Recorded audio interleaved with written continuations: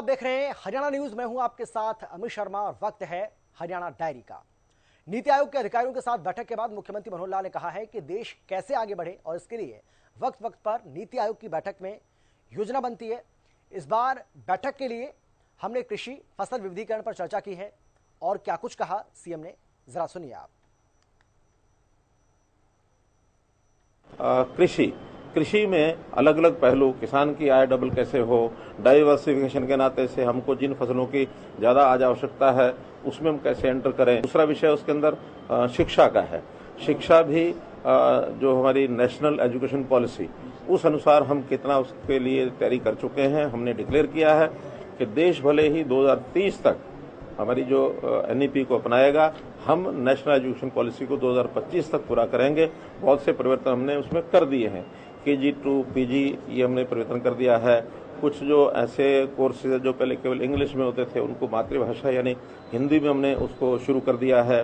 स्कूली बच्चे, इसमें भी हमने शिक्षा की व्यवस्था, टेबलेट्स बांटने की हमने व्यवस्था की है। ज़्यादातर जो सरकारी स्कूल थे पहले केवल हरियाणा एजुकेशन बोर्ड के साथ जुड़े हुए थे, अब हमने उसको जो हमारा CBSE उसके कोर्स के साथ भी जोड़ा है। ऐसे शिक्षा में जितने भी हमारे आगे विषय आए हैं उसके ऊपर मैंने आज विचार किया है।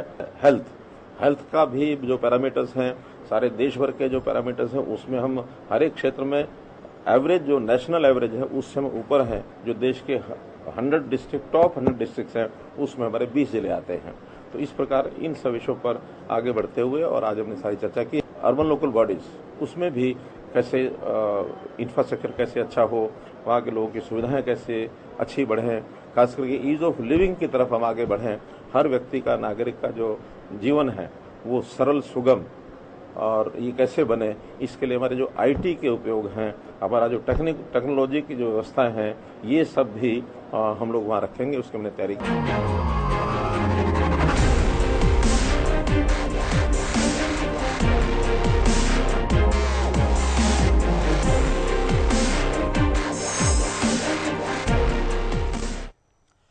मुख्यमंत्री मनोहर लाल ने सुशासन सहयोगियों के छठे बैच के लघु दीक्षांत समारोह के दौरान कहा है कि हरियाणा सरकार ने मुख्यमंत्री सुशासन सहयोगियों के माध्यम से लगभग 50 ऐसी योजनाएं और कार्यक्रम चलाएं जिनका सीधा लाभ प्रदेश के जरूरतमंद व्यक्तियों को मिला है। इसके अलावा इन फ्लैगशिप योजनाओं और कार्यक्रमों की देश भर में सराहना भी हो रही है। एक रिपोर्ट आपको हम दिखाते हैं, देखिए।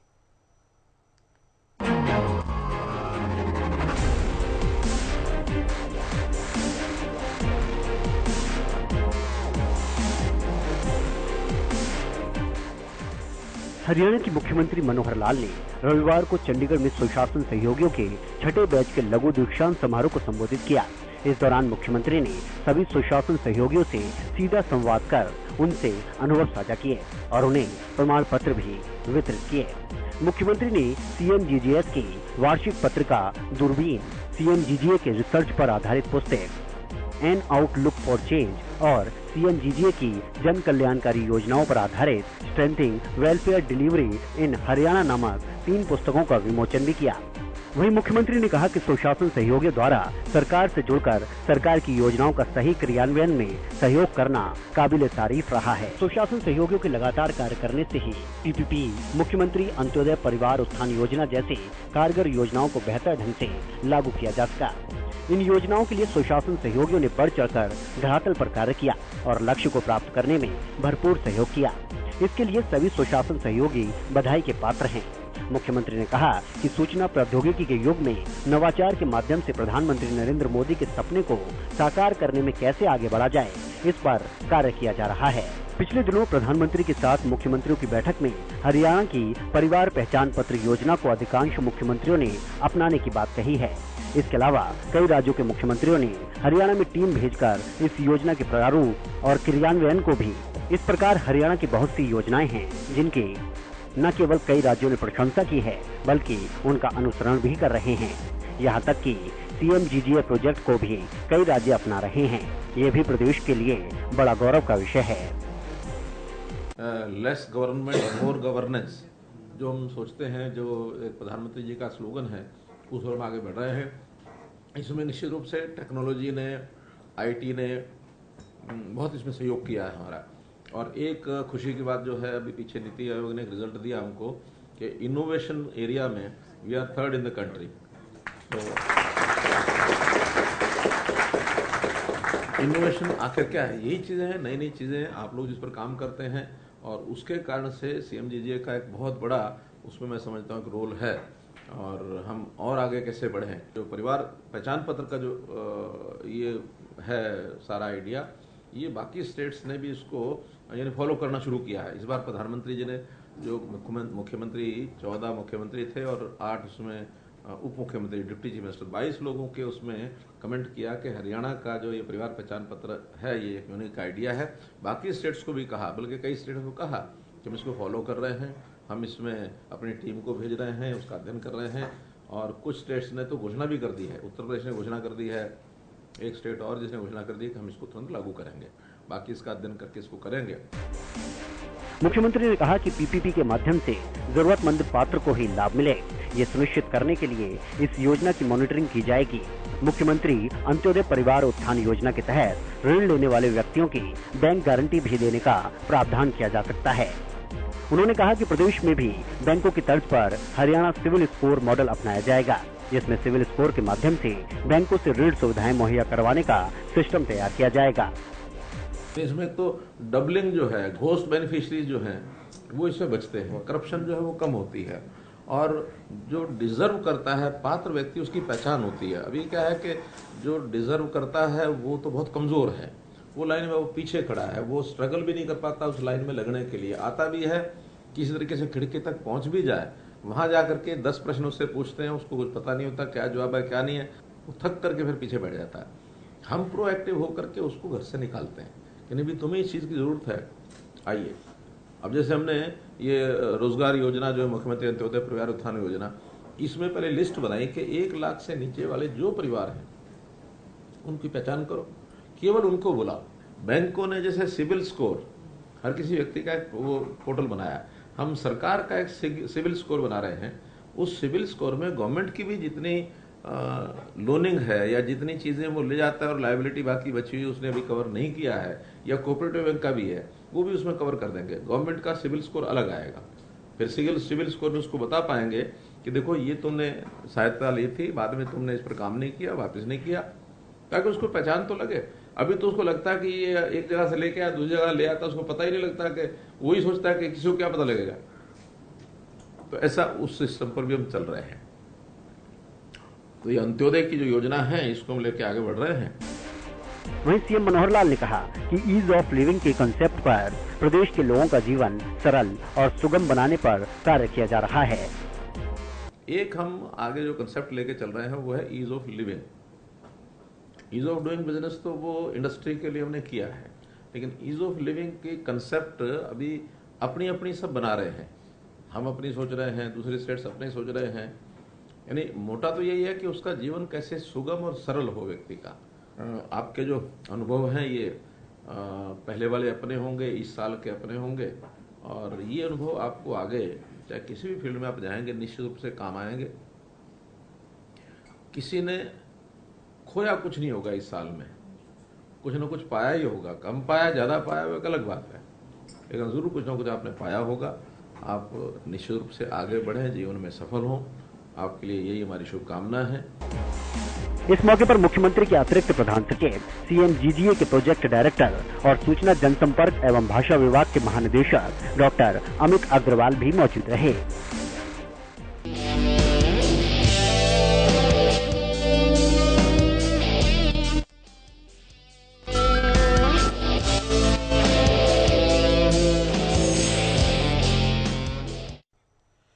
हरियाणा में पर्यावरण को बचाने की दिशा में मनोहर सरकार हर मुमकिन कोशिश कर रही है, प्रयास कर रही है, जिसके तहत पर्यावरण को लेकर सुधार करने के साथ साथ तालाबों का जो पॉइंट्स हैं, जो तालाब हैं, उनका जीर्णोद्धार भी किया जा रहा है।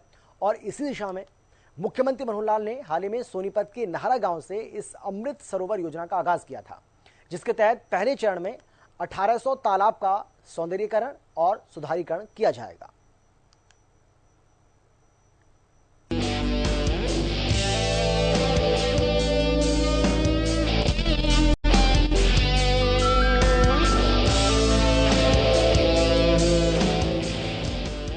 मुख्यमंत्री मनोहर लाल के कुशल नेतृत्व में हरियाणा सरकार पर्यावरण को बचाने जैसे अहम मुद्दों पर गंभीर प्रयास कर रही है, क्योंकि सीएम मनोहर लाल खुद पर्यावरण को बचाने में गहरी दिलचस्पी दिखा रहे हैं और यही वजह है कि हरियाणा प्रदेश में पर्यावरण को बचाने की दिशा में खूब काम हुआ है, जिसके बाद वन क्षेत्र में करीब 1.25% की बढ़ोतरी हुई है। मौजूदा समय की बात करें तो प्रदेश में इस समय 7.14% वन क्षेत्र है। इस क्षेत्र को करीब 20% करने का लक्ष्य मुख्यमंत्री मनोहर लाल ने निर्धारित किया है। इस कड़ी में प्रदेश के सभी जिला मुख्यालयों में जहां ऑक्सीजन स्थापित किए गए हैं, वहीं प्रदेश के 1650 तालाबों का सुधारीकरण और नवीनीकरण किया जाएगा। धार्मिक महत्व के तालाबों को तीर्थ स्थल के रूप में विकसित किया जाएगा और 1 एकड़ से ज्यादा वाले 75 नए तालाब बनाए जाएंगे।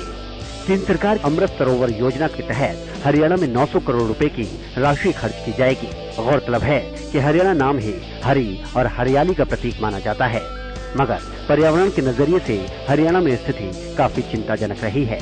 इस चिंताजनक स्थिति को देखते हुए मुख्यमंत्री मनोहर लाल ने इस दिशा में कई पहलकदमियां की हैं, जिसके तहत सरकार की ओर से सभी प्रदेश के जिला मुख्यालयों में 5 से 100 एकड़ में ऑक्सीजन स्थापित किए जाएंगे। इसके अलावा प्रदेश में लाडो की बगिया योजना शुरू की गई है। कुरुक्षेत्र के करीब 148 तीर्थ स्थलों में वन लगाए जाएंगे। प्रदेश सरकार ने 75 साल से ज्यादा उम्र के पेड़ों की देखभाल करने वाले लाभार्थियों को 2500 रुपए वार्षिक पेंशन देने की अनूठी योजना शुरू की है। नर्सरी से मनपसंद पौधा लेने के लिए वन विभाग की ओर से ई पौधाशाला ऐप लॉन्च किया गया है। तो प्रदेश में 70 से ज्यादा नए हर्बल पार्क स्थापित किए गए हैं। अब एक कदम और आगे बढ़ाते हुए सरकार की ओर से तालाबों के सुधारीकरण का जिम्मा उठाया गया है। इसके तहत सभी तालाबों के किनारे चबूतरे बनाए जाएंगे और इन्हें पक्का किया जाएगा, जिनके किनारे पर पीपल, बड़ और नीम के पेड़ लगाए जाएंगे। अभी इसी साल 1 मई को सोनीपत के नाहरा गांव में इस अमृत सरोवर योजना का आगाज मुख्यमंत्री मनोहर लाल ने किया था और इस अमृत सरोवर योजना के पहले चरण में प्रदेश के 1800 तालाबों का सौंदर्यीकरण और सुधारीकरण किया जाएगा। हर जिले से 75 तालाबों को इस योजना में शामिल किया जाएगा। खास बात यह है कि 15 अगस्त 2023 तक इस योजना के पहले चरण में अन्य जोहड़ शामिल किए जाएंगे। इसके साथ ही प्रदेश में 4000 से ज्यादा रिचार्ज बोरवेल लगाए जाएंगे, जो बारिश के पानी और अन्य वेस्ट पानी को धरती के भीतर पहुंचाने का काम करेंगे। इससे पहले प्रदेश में 750 रिचार्ज बोरवेल लग चुके हैं। इसके साथ ही मुख्यमंत्री मनोहर लाल की पहल पर ही ग्राम पंचायतों की करीब 8 लाख एकड़ भूमि में से 10% यानी करीब 80,000 एकड़ भूमि पर ऑक्सीजन लगाए जाने की योजना शुरू की गई है। कुरुक्षेत्र की 48 कोस की परिधि में स्थित 134 तीर्थों में पंचवटी वाटिका बनाने की पहल भी की गई है। पौधों की जानकारी देने, पौधे उपलब्ध करवाने, नर्सरी मैनेजमेंट के लिए सरकार ने विशेष तौर पर हरियाणा वन प्रबंधन सूचना प्रणाली शुरू की है। जाहिर है कि पर्यावरण को लेकर मुख्यमंत्री की मनोहर पहल एक सकारात्मक शुरुआत है। इस समय हरियाणा में करीब 1559 वर्ग किलोमीटर वन क्षेत्र है, जो 1991 में 1673 वर्ग किलोमीटर था। हालांकि पिछले कुछ वर्षों में पर्यावरण को लेकर मनोहर लाल की ओर से किए गए प्रयासों की बदौलत हरियाणा में रिकॉर्ड 1.25% वन क्षेत्र बढ़ा है। मुख्यमंत्री मनोहर लाल का मानना है कि पर्यावरण एक गंभीर मुद्दा है। पहले लोग पारंपरिक सहयोग से तालाब खोदते थे, लेकिन काफी समय से लोगों की तरफ से तालाबों को साफ सफाई की ओर कोई ध्यान नहीं दिया जा रहा, जिसके चलते ये प्रदूषित हो गए। तालाबों का पानी ओवरफ्लो होने लगा है, लेकिन अब हमारी सरकार ने इसको ठीक करने का बीड़ा उठाया है। मुख्यमंत्री के मुताबिक प्रदेश में 18,000 तालाब हैं, जिनमें से 4,000 में सिर्फ बरसाती पानी एकत्रित होता है। 6,000 तालाबों में गंदा पानी भरा रहता है, उसे स्वच्छ किया जाएगा। मसलन प्रदेश के ऐतिहासिक तालाबों को तीर्थ स्थल मानते हुए इनका जीर्णोद्धार किया जाएगा। पर्यावरण के नजरिए से भूजल भी एक कुदरती उपहार है। भूजल बचाने को लेकर मुख्यमंत्री मनोहर लाल की पहल पर मेरा पानी मेरी विरासत योजना के तहत ही यहाँ धान की बजाय दूसरी फसल बोने पर जोर दिया जा रहा है। वहीं इसी के साथ भूजल बचाने को लेकर सरकार ने डार्क जोन में आने वाले 10 खंडों में रिचार्ज वेल लगाने की योजना भी शुरू की है। मेरा पानी मेरा विरासत और इन दोनों योजनाओं को सिर चढ़ाने के लिए बजट में विशेष तौर पर 1500 करोड़ रुपए का प्रावधान भी किया गया है। इस योजना के तहत किसानों को 7,000 रुपए प्रति एकड़ प्रोत्साहन राशि दी जाती है।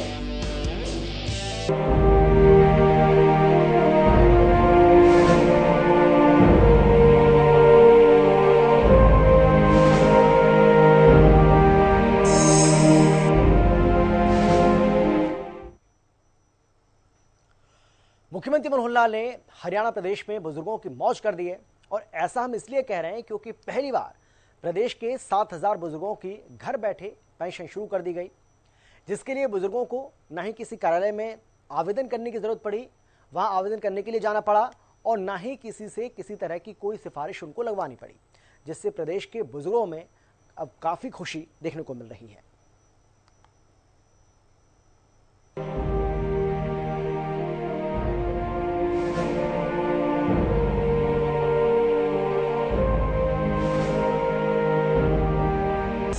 हरियाणा में बुजुर्गों की मौज, किसी से नहीं लगवाई सिफारिश, कहीं नहीं करना पड़ा आवेदन, घर बैठे शुरू हुई बुढ़ापा पेंशन। हरियाणा के बुजुर्गों के लिए ये अच्छी खबर है कि प्रदेश में बुढ़ापा पेंशन शुरू करने में ऑटो मोड सिस्टम लागू कर दिया गया है।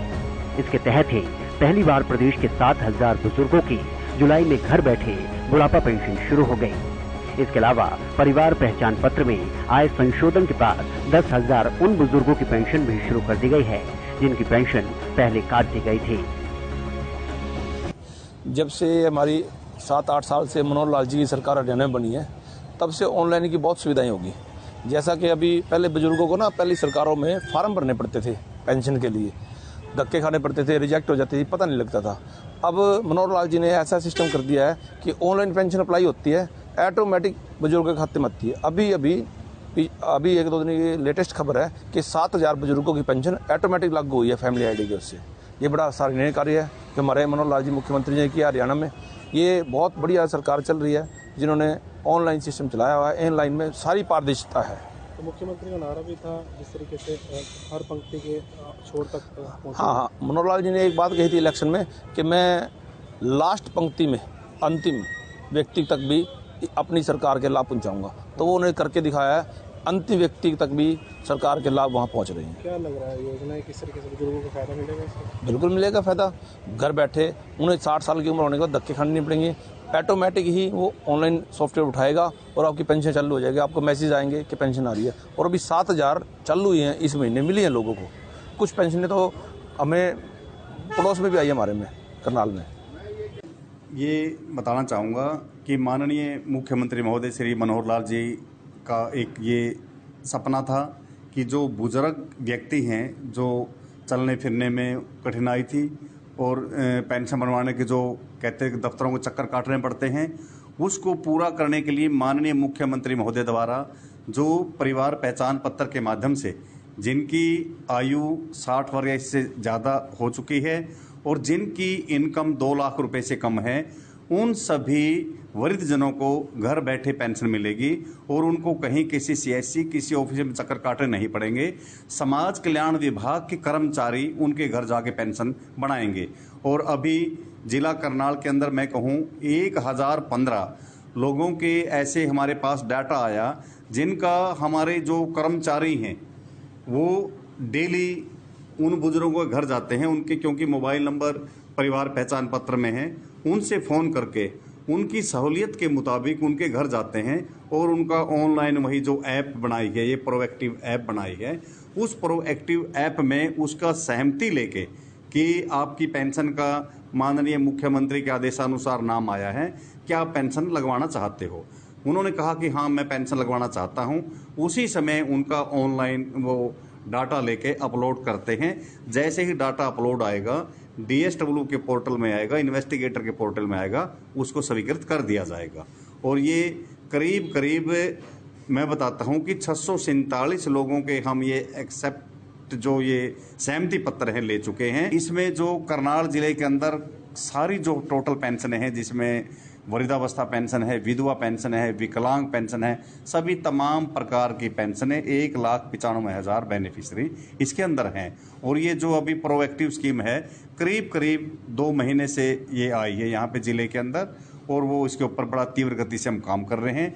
इसमें विभाग है हमारा बड़ा इसके अंदर एक सतर्क है कि किसी भी प्रकार की कोई देरी ना हो और वृद्धजनों को कहीं ना जाना पड़े, उसके घर पे ही हम जाके उनको पहले बोल देते हैं कि आपने अपना आधार कार्ड रखना है, क्योंकि आपका आधार कार्ड भी अपलोड होगा और आपका ऑनलाइन फोटो भी अपलोड होगा। वो पहले हम सभी वृद्धजनों को या उनके परिवार के सदस्यों को बता देते हैं और उसके बाद ही गांव में उसके घर में या किसी वार्ड में जो शहर में है उसके घर पे जाके वो डाटा उसका अपलोड करते हैं। श्री मनोहर लाल जी का एक सपना था कि जो ये स्कीम है, ये कल्याणकारी स्कीम है, ये सिर्फ अग्रिम पंक्ति तक ना रहे, जो अंतिम छोर में बैठा व्यक्ति है जिस तक कुछ भी नहीं जा रहा, कि वहां तक इन योजनाओं का लाभ पहुंचाना है। और वो माननीय मुख्यमंत्री महोदय ने ये साकार करके दिखा दिया हरियाणा के अंदर। जब तक हरियाणा में मुख्यमंत्री श्री मनोहर लाल की सरकार आई है, बेटे 60 साल की उम्र होंगे अपने आप पेंशन बन जाए। पहले हमने दफ्तर के बड़े धक्के खाने पड़े थे, बड़े चक्कर काटने पड़े थे, लेकिन अब जब से सरकार आई है श्री मनोहर लाल जी की, पेंशन बेटे 60 साल की उम्र होंगे ऑनलाइन अपने आप बन जाए। और घर करारे करारे नोट आए हैं, जब काचे कट रहे हैं। जी सर। मुख्यमंत्री मनोहर लाल ने 6 महीने पहले इसकी घोषणा की थी कि सरकार ने परिवार पहचान पत्र के माध्यम से 57 से 60 वर्ष आयु के व्यक्तियों का डाटा सत्यापन के लिए फील्ड में भेजा हुआ है, जिसका उद्देश्य पेंशन में पारदर्शिता लाना है। और अब सत्यापन के बाद 60 वर्ष आयु होने पर इनकी पेंशन अपने आप शुरू होने लगी है। जन्म और मृत्यु पंजीकरण प्रक्रिया को भी डिजिटल किया गया है और इसे परिवार पहचान पत्र से जोड़ा गया है, ताकि परिवार के सदस्यों की जानकारी खुद ही अपडेट होती रहे। हालांकि इससे पहले समाज कल्याण विभाग के अधिकारियों और कर्मचारियों की ओर से बुजुर्गों के घर जाकर पेंशन शुरू करने के लिए उनकी सहमति ली जाती है। बुजुर्गों को पेंशन लेने की सहमति मिलने के बाद ऑटो मोड सिस्टम से उनके खाते में बुढ़ापा पेंशन मिलना शुरू हो जाती है। हरियाणा में इस समय बुढ़ापा पेंशन पात्रों की संख्या 2,85,529 है। एक तरफ प्रदेश में जहां पेंशन लेने के लिए होड़ लगी है, वहीं ऐसे बुजुर्गों की संख्या भी कम है जो बुढ़ापा सम्मान पेंशन नहीं लेना चाहते। 60 साल के होने के बावजूद जब विभागीय कर्मचारियों ने घर जाकर उनसे संपर्क किया तो करीब 12,000 बुजुर्गों ने पेंशन लेने से इनकार कर दिया। बुजुर्गों ने कहा कि उनकी आय अच्छी है और परिवार के सदस्य उनका अच्छी प्रकार से ध्यान रख रहे हैं, इसीलिए वो पेंशन लेना नहीं चाहते। वहीं परिवार पहचान पत्र में सालाना आय अधिक होने के चलते पिछले दिनों प्रदेश के 10,000 बुजुर्गों की पेंशन काट दी गई थी। सरकार ने पीपीपी में संशोधन के लिए मौका दिया था। जिन बुजुर्गों से गलती से अपनी आय ज्यादा भरी गई थी, वो ठीक होने पर अब उनकी पेंशन दोबारा शुरू कर दी गई है। मुख्यमंत्री मनोहर लाल की घोषणा के बाद प्रदेश सरकार ने इसे अमली जामा पहना दिया है और अब हरियाणा के किसी भी बुजुर्गों को पेंशन के लिए आवेदन करने की जरूरत नहीं है। पीपीपी के माध्यम से पेंशन बनाने की प्रक्रिया शुरू की गई है। सत्यापन और बुजुर्ग की सहमति से पेंशन चालू की जा रही है। इससे बुजुर्गों को कहीं पर भी जाने की जरूरत नहीं होगी। ये एक बड़ी राहत है।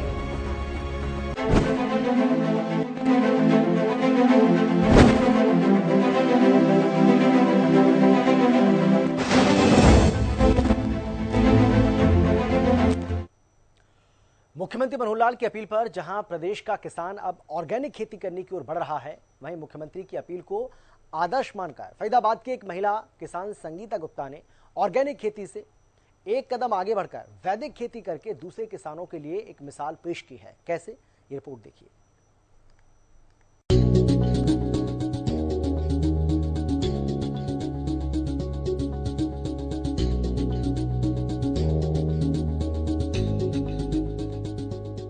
मुख्यमंत्री मनोहर लाल के कुशल नेतृत्व में हरियाणा सरकार प्रदेश का चहुमुखी विकास कर रही है और हर प्रदेशवासी के हित में कार्य कर रही है। इसके साथ प्रदेश का हर व्यक्ति भी मुख्यमंत्री मनोहर लाल की अपील को गंभीरता से ले रहा है।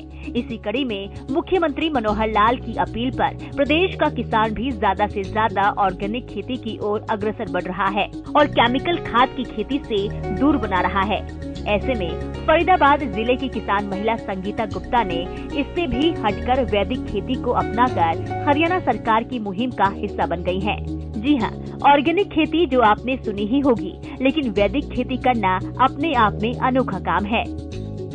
प्रधानमंत्री नरेंद्र मोदी और मुख्यमंत्री मनोहर लाल ने भी किसानों से आह्वान किया था कि वो जो केमिकल युक्त खेती है उससे बचने की कोशिश करें और हो सके तो ऑर्गेनिक जो खेती है वो ज़्यादा करें। और इसके अलावा एक नई खेती यहाँ पर एक महिला ने इजाद किया है, इसको बहुत अपने मतलब आप सोच सकते हैं कि महिला की इतनी जो मेहनत है वो मैं आपको दिखाना चाहूँगा कि उसने एक बड़ा बीड़ा यहाँ पर उठाया। ये कह सकते हैं वैदिक खेती, ऑर्गेनिक आपने सुनी होगी, लेकिन वैदिक खेती का काम जो यहाँ पर शुरू किया गया है वो खेत है जो पिछले 10 साल के अंतराल में वो तैयार किया गया। वहाँ से अब जो है फसल आनी शुरू हो जाएगी। और ये आप देख सकते हैं पानी का जो सिस्टम है, जो खेतों में पानी जाएगा उसको लेकर ये सिस्टम तैयार किया गया है। किस तरीके से काम करेगा और क्या है जो आप देख सकते हैं, तो तमाम जो खेती है वो बिना खाद के, बिना जो केमिकल के है, वो तमाम जो हरियाली आप देख सकते हैं इसमें 12 एकड़ है लगभग, उसमें इन्होंने पिछले कई सालों से इसमें मेहनत कर रहे हैं। और महिला होते हुए इतनी मेहनत करना ये अपने आप में एक बहुत बड़ी बात है। क्या नाम है आपका? संगीता गुप्ता। संगीता जी, क्या मानते हैं आप, ये क्या है, पहले तो इसके बारे में बताइए आप। ये सारे 12 एकड़ का मेरा फार्म है। ये इस खेत की सिंचाई के लिए ये इरिगेशन टैंक है। सो ये एक इकोसिस्टम का पार्ट भी है, इसलिए इसे बनाया गया है। वैदिक खेती बताया जा रहा है इसको। अभी फसल भी खड़ी है, किस तरीके से होगी ये वैदिक खेती और कितना समय इस पर लगेगा? इकोसिस्टम एक बार किसी भी फार्म पे डेवलप होने में 3 साल लगते हैं जी। 3 साल में सारा कुछ डेवलप हो जाएगा। हम बहुत पेड़ लगाएंगे और बायोडाइवर्सिटी। केमिकल युक्त की बात कर रहे हैं, किस तरीके से काम किया है यहाँ पर? जो यहाँ पर हमने किस तरीके से काम किया है, हमने यहाँ पर आप ये जितनी हरियाली देख रहे हैं ये सारा ग्रीन मैन्योरिंग है, ये हरा चारा हमने बोया है। तो चॉप एंड ड्रॉप जो खाते हैं इसको हम यहीं पे उगाते हैं और यहीं पर इसको धरती में छोड़ रहे हैं पिछले 2.5 साल से। नहीं कुछ लेते नहीं है। प्लस हमने यहाँ पे गाय का गोबर, आसपास से भेड़ बकरी का खाद, मुर्गी का खाद, चावल का जो एग्रीकल्चर वेस्ट होता है, बाजरे का है, कटे हुए पेड़, छाल, फूल, पत्ते, नारियल के छिलके, सारा कुछ हम यहाँ लाके धरती में डाल रहे हैं। हालांकि ये कोई खेती नहीं है, पुराने समय में सभी किसान वैदिक खेती ही करते थे। संगीता गुप्ता इसके लिए एक्सपर्ट्स की राय लेकर पूरी तरह से वैदिक खेती कर रही हैं और उन्होंने यहाँ पर आम, चीकू, सिंघाड़े सहित अन्य कई प्रकार के फल एवं सब्जियाँ उगाई हैं। उनका मानना है कि किसानों को एक न एक दिन अपनी पुरानी पद्धति की खेती पर लौटना ही पड़ेगा, क्योंकि केमिकल की खाद से बनाई गई खेती से शरीर को बहुत ज्यादा नुकसान होता है और नेचुरल पैदावार से फायदे के साथ साथ प्रकृति को भी बचाने में काफी सहयोग मिलता है। कीटनाशक के तौर पर वो अपनी फसल को बचाने के लिए छाछ और गौमूत्र का प्रयोग करती हैं। फरीदाबाद जिले की महिला किसान संगीता गुप्ता ने मुख्यमंत्री मनोहर लाल की अपील को आदर्श मानकर जैविक खेती से एक कदम आगे बढ़कर वैदिक खेती करना शुरू किया है, जो स्वास्थ्य के लिए काफी लाभदायक है। हरियाणा न्यूज के लिए फरीदाबाद से राजेंद्र दहिया की रिपोर्ट। और इसी के साथ हरियाणा डायरी में फिलहाल इतना, एक छोटे से ब्रेक के बाद फौरन लौट रहे हैं। आप देखते रहिए हरियाणा न्यूज।